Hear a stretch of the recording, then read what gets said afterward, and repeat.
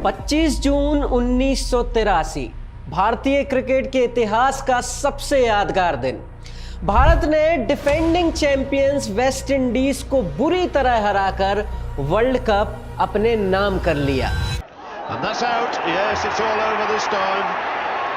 Lost his nerve in the end, did Michael Holding, tried to swing that. कोई ये कल्पना भी नहीं कर सकता था कि जो भारतीय टीम पिछले 2 वर्ल्ड कप में सिर्फ एक मैच जीत पाई थी, वो टीम वेस्ट इंडीज जैसी खूंखार टीम को वर्ल्ड कप के फाइनल में हराकर वर्ल्ड कप जीत सकती है। पर जब ये हुआ तो सभी को लगा कि अब शायद भारत दुनिया भर को डोमिनेट करने के लिए तैयार हो गई है। लेकिन क्या ऐसा हो सका? क्या वो करिश्मा काम आया? बिल्कुल भी नहीं। वर्ल्ड कप जीत के बाद वेस्ट इंडीज भारत के दौरे पर आई और उसी साल भारत को घर पर रौंद कर चली गई।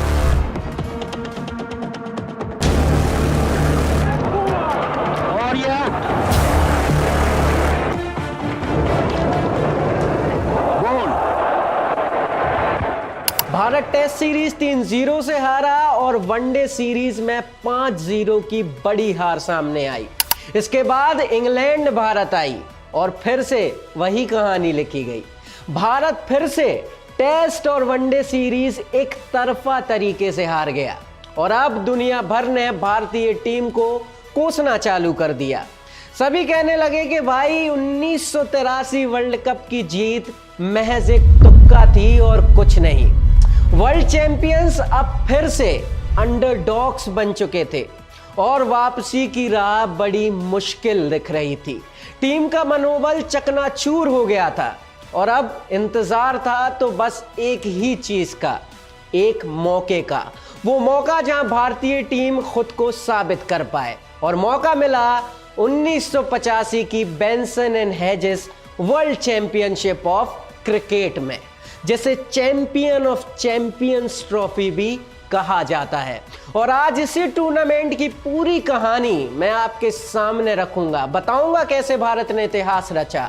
मैं हूं सुमित पांडे, आप देख रहे हैं क्रिकेट कनेक्ट। ऑस्ट्रेलिया में यूरोपियन सेटलमेंट के 150 साल पूरे होने पर ऑस्ट्रेलिया में एक बड़ा क्रिकेट टूर्नामेंट आयोजित किया गया।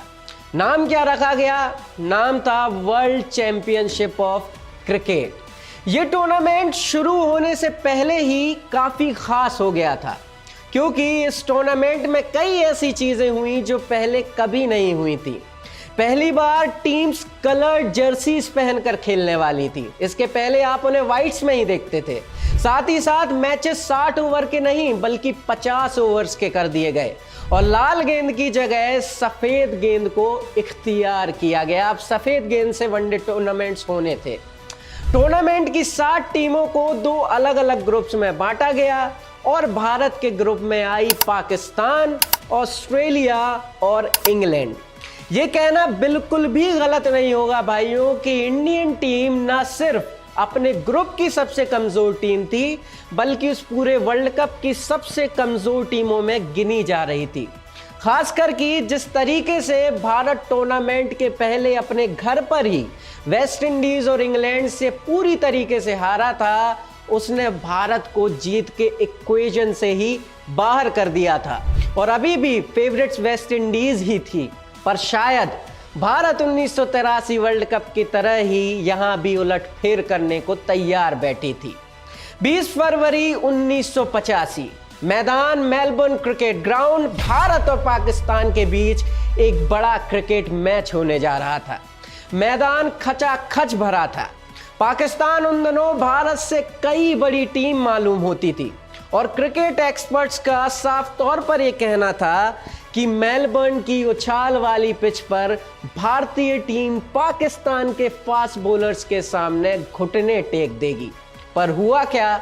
हुआ कुछ ऐसा जिसके बाद सबने कहा कि यार ये तो सोचा ही नहीं था। घुटने तो टेके लेकिन भारत ने नहीं, पाकिस्तान ने। रॉजर बिनी, कपिल देव और लक्ष्मण शिवरामाकृष्णन के आगे पाकिस्तान की टीम नतमस्तक हो गई। उनके बल्लेबाज चकनाचूर हो गए और महज 183 रनों पर पूरी पाकिस्तान बिखर गई। अजरुद्दीन और सुनील गावस्कर की शानदार पारियों की बदौलत भारत ने मैच 6 विकेट से अपने नाम कर लिया। इस इतनी बड़ी जीत के साथ ही क्रिकेट जगत में फिर वही पुरानी हलचल चालू हो गई। हलचल क्या थी? सब वही कहने लगे कि भाई कहीं ना कहीं 1983 की ही तरह भारत फिर से बड़ा उलटफेर करने को तैयार है। पर राह अभी लंबी थी, अभी तो एक ही मैच हुआ था। दूसरे मैच में सामने खड़ी थी इंग्लैंड की खौफनाक टीम।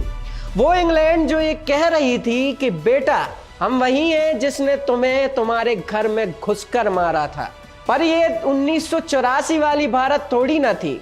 भारत पहले बल्लेबाजी करने उतरी और के श्रीकांत ने एक ताबड़तोड़ 50 जड़ दी। श्रीकांत के बाद अजरुद्दीन ने भी कमाल दिखाया। दिलीप वेंगसरकर, कपिल देव और सुनील गावस्कर ने भी बहुत महत्वपूर्ण पारियां खेली और भारत के टोटल को 235 रन के एक फाइटिंग टोटल तक तो पहुंचा ही दिया। सबको लगा कि इंग्लैंड की टीम जिस तरीके से खेलती है, जो बल्लेबाजी यूनिट है, उनके लिए ये टोटल ज्यादा मुश्किल नहीं होगा। पर रवि शास्त्री और शिवरामकृष्णन के इरादे तो कुछ और ही थे।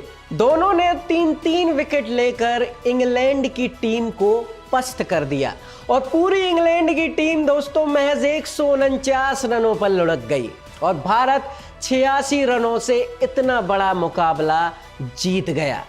इंग्लैंड और पाकिस्तान को इतनी बुरी तरीके से हराने के बाद अब सभी को लग रहा था कि पुरानी भारत, वो 1983 वाली भारत वापस है। क्रिकेट जगत में एक बात तो बिल्कुल साफ ही हो गई कि भारत को अब बिल्कुल भी आप हल्के में नहीं ले सकते और भारत पूरी तरीके से टूर्नामेंट को जीतने की रेस में आगे हो गई। अब बारी थी सेमीफाइनल में अपनी जगह पक्की करने की। पर सेमीफाइनल और भारत के बीच में खड़ी थी एक ऐसी टीम जिसके घर पर ही मुकाबला हो रहा था, ऑस्ट्रेलिया। डेनिस लिली और जेफ थॉमसन के रिटायरमेंट के बाद ऑस्ट्रेलिया भले ही अब पहले जैसी खौफनाक ना रही हो, पर ऑस्ट्रेलिया को ऑस्ट्रेलिया में ही हराना उस वक्त भी एक बेहद मुश्किल काम था। पर भारतीय टीम तो जीत के रथ पर सवार थी। भारत ये मुश्किल पार करने के लिए तैयार थी। ऑस्ट्रेलिया की टीम भारत के पेस अटैक का बिल्कुल भी सामना कर ही नहीं पाई। कोई सोच भी नहीं सकता था कि एक से बढ़कर एक दिग्गज बल्लेबाजों से लैस ऑस्ट्रेलिया की टीम महज 163 रनों पर ढेर हो जाएगी। रॉजर बिनी, कपिल देव और फिर से शिवरामकृष्णन ने ऑस्ट्रेलिया को दोस्तों बिखेर कर रख दिया और रवि शास्त्री और के श्रीकांत के शानदार अर्धशतकों के दम पर भारत 8 विकेटों से मैच जीत गया।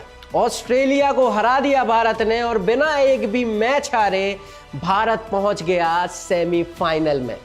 भारत अब 1983 वर्ल्ड कप को दोहराने से महज 2 कदम ही दूर था। सेमीफाइनल होना था न्यूजीलैंड से और मैदान था सिडनी क्रिकेट ग्राउंड। और इस पूरे मैच में भारतीय टीम ने न्यूजीलैंड को इस कदर डोमिनेट किया कि मानो भारत सिर्फ सेमीफाइनल नहीं जीतना चाहती है, सिर्फ न्यूजीलैंड को हराना नहीं चाहती है, बल्कि न्यूजीलैंड को रौंदना चाहती है और पूरे विश्व में एक संदेश देना चाहती है। 50 ओवर में न्यूजीलैंड की टीम सिर्फ 206 रन ही बना सकी और भारत ने 44 ओवरों के अंदर ही मैच अपने नाम कर लिया। कपिल देव, शिवरामकृष्णन और रॉजर बिनी ने तो बताया ही कि भारतीय टीम यहां सिर्फ जीतने के लिए आई है, लेकिन मैच में भारत के हीरो साबित हुए रवि शास्त्री। बॉलिंग में शास्त्री ने 3 विकेट निकाले और बैटिंग में एक बेहतरीन 50 जड़ी और मैन ऑफ द मैच बन गए। रवि शास्त्री के अलावा जैसा मैंने कहा, कपिल देव ने भी 37 गेंदों पर 54 रनों की तेज तर्रार पारी खेली।